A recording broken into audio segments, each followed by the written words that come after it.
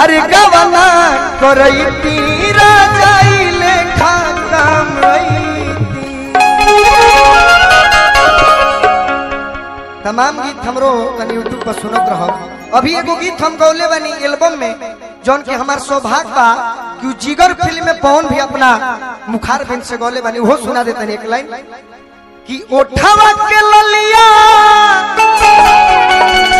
अरे कनवा के बलिया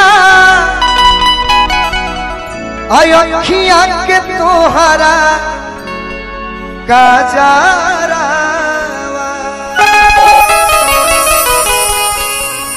कि एहो धन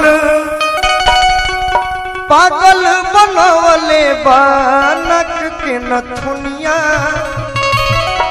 सिनवा के तोहरा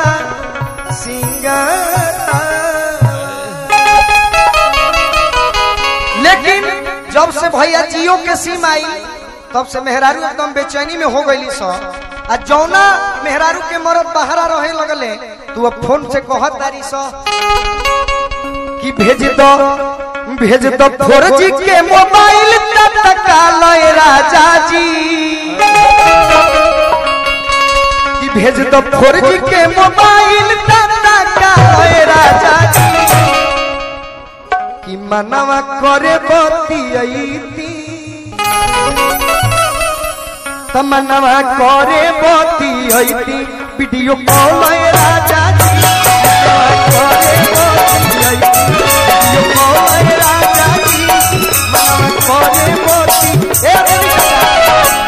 अच्छा लगा तो तनी जोरदार ताली बजाओ लोग गीत पर भैया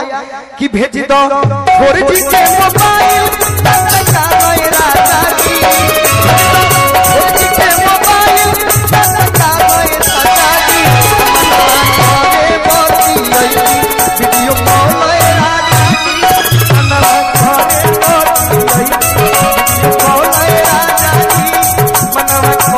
बतियती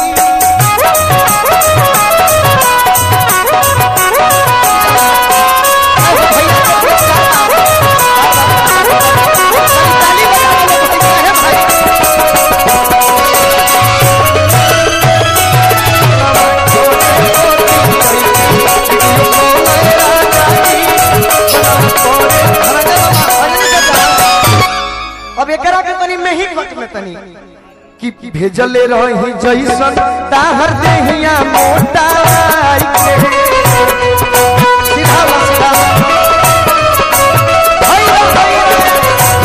अंजलि चाचा यही में तनी सीधा होला कि भेजले रही जैसन ताहर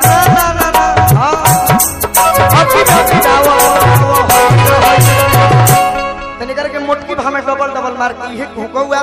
कि भेजले रही जैसन ताहर देहिया मोटा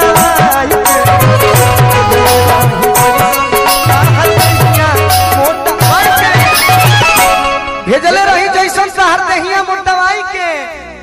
ऐसने बड़ो की तू बराई अइलो जाके ऐसने बड़ो की तू बराई ऐसने बड़ो की तू बराई अइलो जाके